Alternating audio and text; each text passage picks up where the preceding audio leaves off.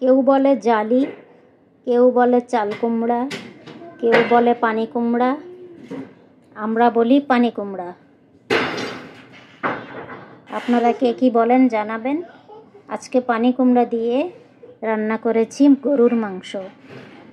আসলে বাচ্চারা খালি মাংসই খেতে চায়, তাই কুমড়ার মাঝে মাংস দিয়েছি। ওরা এখন এই তরকারিটা খাবে। রেসিপিটা অনেক মজা হয়েছে খেতে, আপনাদের সাথে শেয়ার করব। আসসালামু আলাইকুম, সবাই নিশ্চয় ভালো আছেন, আমিও আছি আলহামদুলিল্লাহ। সবার জন্য রইল শুভকামনা।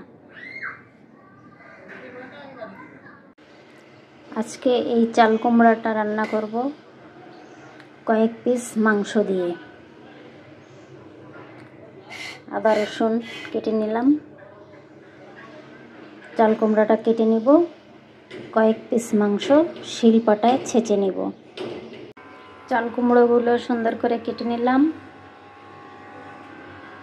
গরুর মাংস শিলপাটায় ছেঁচে নিব। গরম মশলা বেটে নিব। মাংসগুলো ছেঁচা হয়েছে।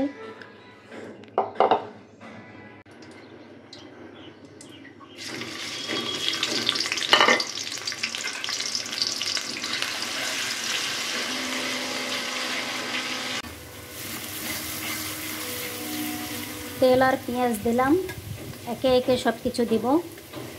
আদা রসুন বাটা,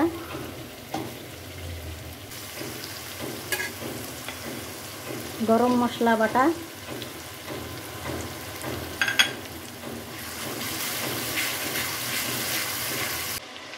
এবার দিয়ে দেব হলুদ, লবণ, জিরার গুঁড়া, মরিচের গুঁড়া,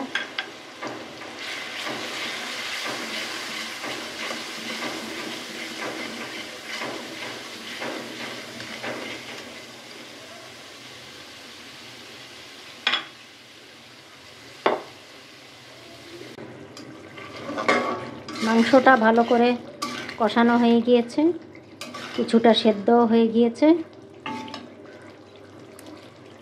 এ পর্যায়ে দিয়ে দিচ্ছি কাটা চাল কুমড়া।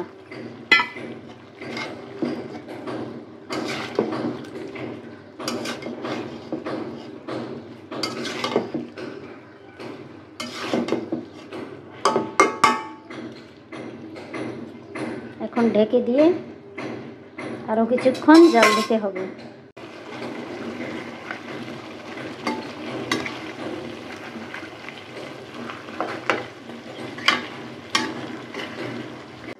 সেদ্ধ হয়ে গিয়েছে কুমড়ো আর মাংস, রান্না শেষ।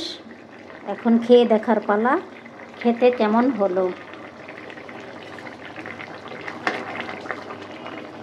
সেদ্ধ হয়ে গিয়েছে, চুলাটা অফ করে দেব।